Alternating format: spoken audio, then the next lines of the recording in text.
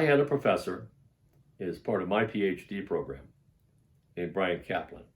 And Brian's published a lot of books on a lot of different topics. And one of the areas that he studies is political economy, which happens to be one of my fields.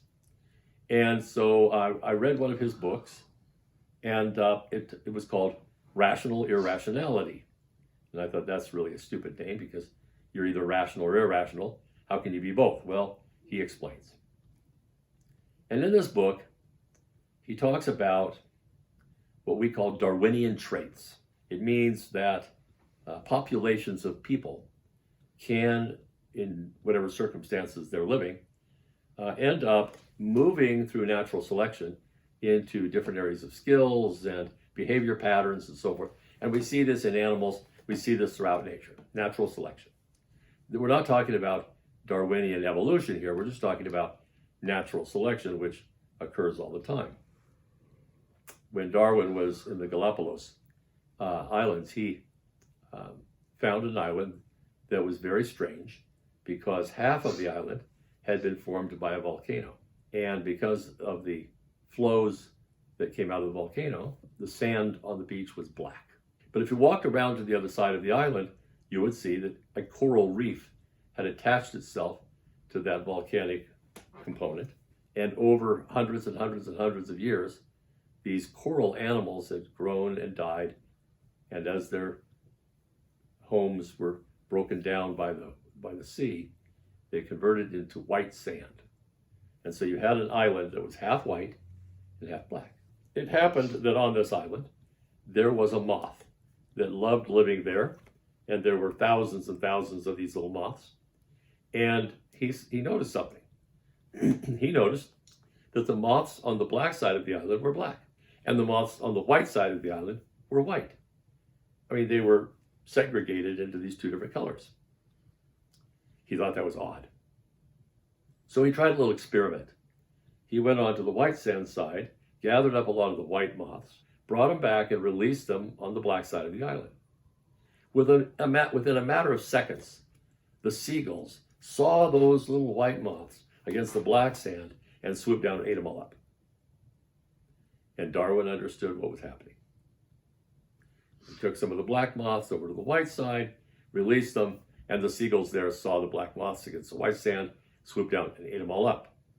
So through evolution, we could see that the behavior and even the genetic production of society can change.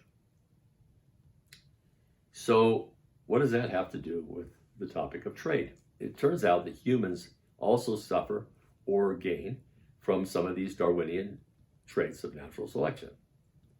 And Brian Kaplan came up with 4 very important traits. 4 traits that, turns out, were very helpful hundreds or thousands of years ago in helping us to survive. But not so helpful now because the world has changed. And those traits now become a disability.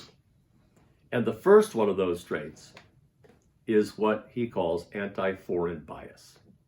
Anti-foreign bias. And he said everybody suffers from anti-foreign bias. What it means is we don't like foreigners, people who aren't like us. Now, how could that be a Darwinian trait? Well, hundreds or thousands of years ago, imagine you lived in a cave with your family, and you had a little area that you worked, and other people would come through. Some other families would come through and cross your land. And you have 2 choices. You can hide in the cave, and if they bother you, come out with spears and try to take them out. Or you can run up to them and say, "Hello, friends, and welcome," and give them a nice hug. So it turns out that you don't know who these people are, and they might be roving bandits. So if you ran up and hugged them and said, "Welcome," they might pull out their knives and kill all of you. And that's probably what happened to a lot of these families. So the families that were smart enough to recognize that foreigners could be dangerous survived, and their genetic predisposition to anti-foreign bias was passed on to the next generation and future generations as well.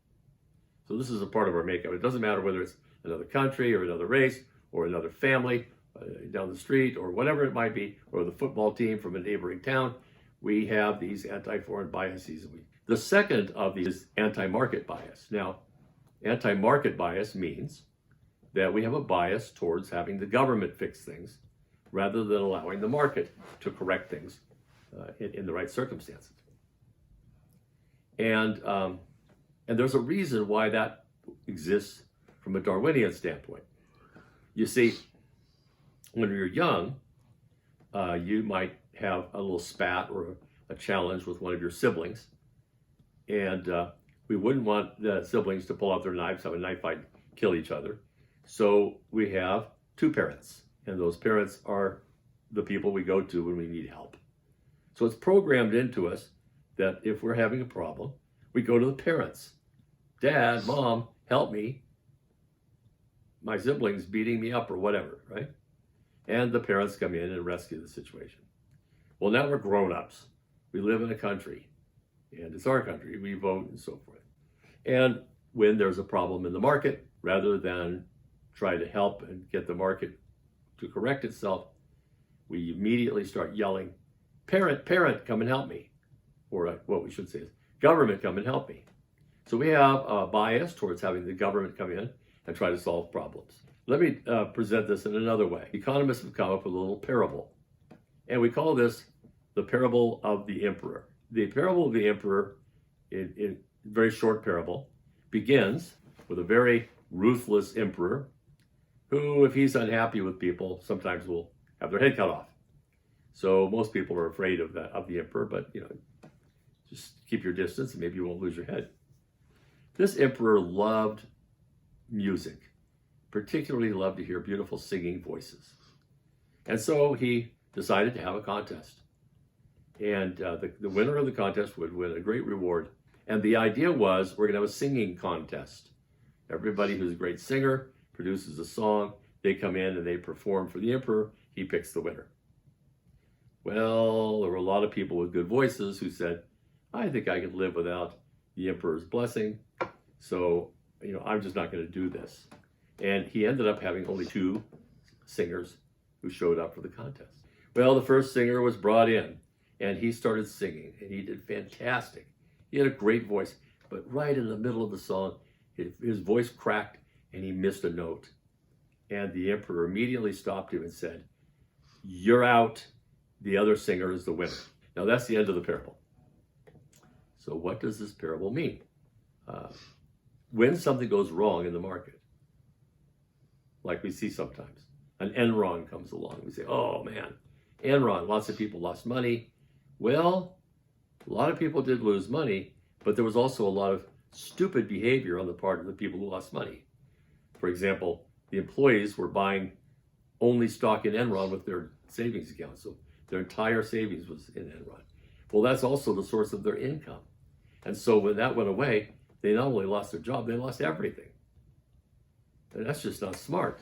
But we see these things and we recognize it. And it's also true that the executives at Enron were criminals. And I have news for you. They were caught. And they were prosecuted. And they were put in prison. So we have a system for dealing with these people. And we can learn from these experiences not to get taken the next time. But instead, we call for dad, the government, parent, come in and help us. So the parent comes in and the government steps in, and the government starts creating all kinds of regulations, makes it really, really difficult for companies to go public. I know because I've had these problems myself and I've had to deal with it.